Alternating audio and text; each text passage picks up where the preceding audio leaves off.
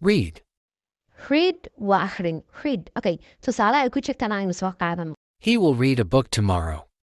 He will read a book tomorrow. Biri ayuu book akhri doonaa. Okay, tomorrow waa biri. He will read a book tomorrow. Biri ayuu book akhri doonaa. Make. Make waxa weeyaan samayn. Make.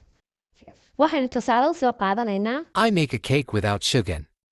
I make a cake without sugar. Waxaan samaynayaa cake bilaa sonkor ah. Want.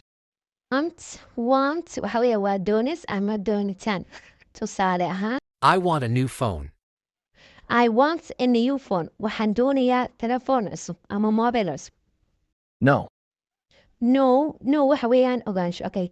Keeda kuma dhawaaqayso misid konow laakiin waxaad oranaysaa no. Yadana waxnu soo qaadanaa tusaale. I know how to drive a car. Okay, I know how to drive a car. Waan garanayaa ama waan aqaanaa sida loo kaxeeyo loo wado gaariga.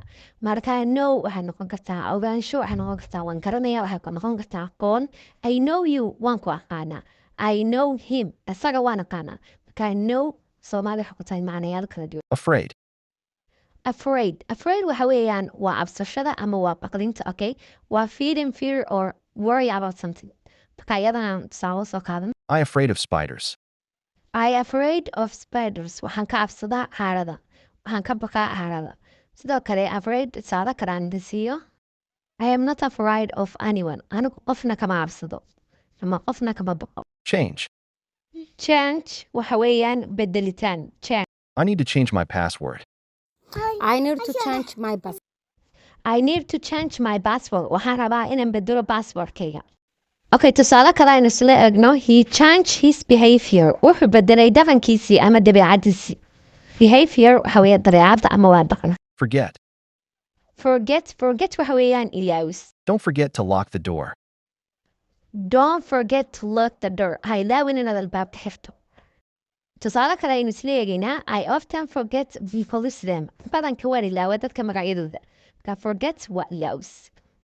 Leave.